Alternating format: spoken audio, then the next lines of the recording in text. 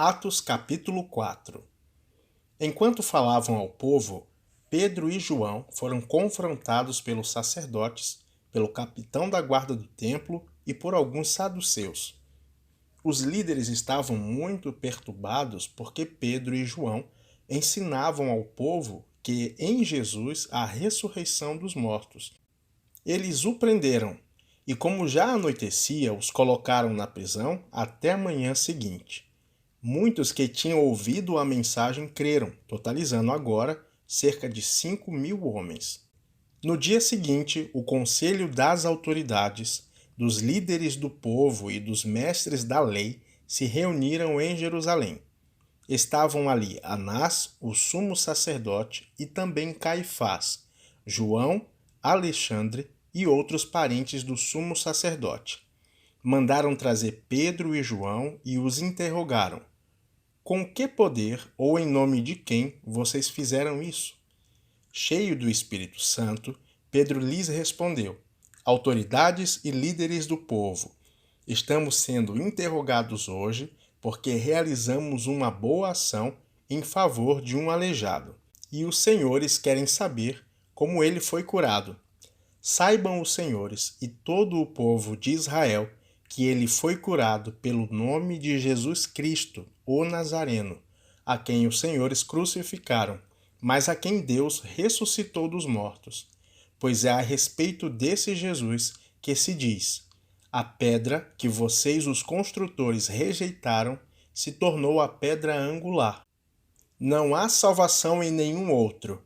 Não há nenhum outro nome debaixo dos céus, em toda a humanidade, por meio do qual devamos ser salvos.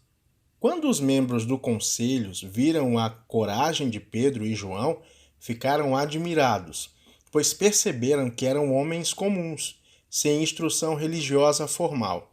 Reconheceram também que eles haviam estado com Jesus. Mas não havia nada que pudessem fazer, pois o homem que tinha sido curado estava ali diante deles. Assim, ordenaram que Pedro e João fossem retirados da sala do conselho e começaram a discutir entre eles. Que faremos com esses homens? Perguntavam uns aos outros. Não podemos negar que realizaram um sinal, como todos em Jerusalém sabem. Mas, para evitar que espalhem a sua mensagem, devemos adverti-los que não falem nesse nome a mais ninguém. Então, o chamaram de volta e ordenaram que nunca mais falassem nem ensinassem em nome de Jesus. Pedro e João, porém, responderam: os senhores acreditam que Deus quer que obedeçamos a vocês e não a Ele? Não podemos deixar de falar do que vimos e ouvimos. Os membros do conselho fizeram novas ameaças, mas, por fim, o soltaram. Não sabiam como castigá-los sem provocar um tumulto, visto que todos louvavam a Deus pelo ocorrido. Pois o aleijado, que havia sido curado miraculosamente, tinha mais de 40 anos de idade. Assim que foram libertos, Pedro e João voltaram ao lugar onde estavam os outros irmãos e lhe contaram o que os principais sacerdotes e líderes tinham dito. Ao ouvir o relato, todos os presentes levantaram juntos a voz e oraram a Deus.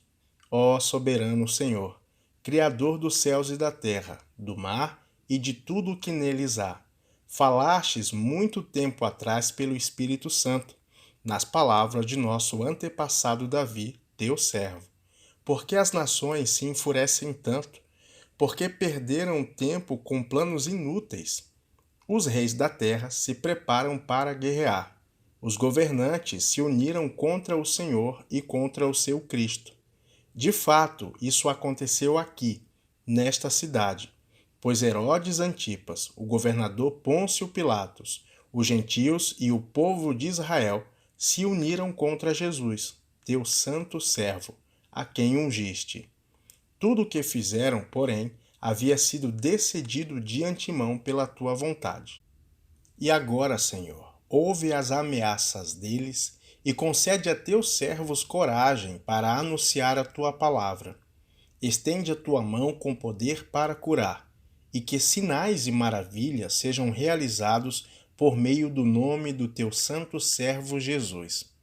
Depois dessa oração, o lugar onde estavam todos reunidos tremeu, e todos ficaram cheios do Espírito Santo e pregavam corajosamente a palavra de Deus. Todos os que creram estavam unidos em oração e mente. Não se consideravam dono de seus bens, de modo que compartilhavam tudo o que tinham.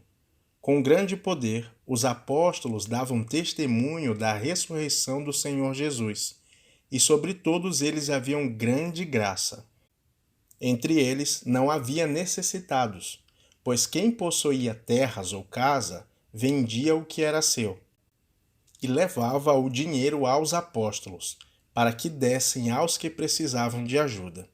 José, a quem os apóstolos deram o nome de Barnabé, que significa filho do encorajamento, era da tribo de Levi e tinha nascido na ilha de Chipre.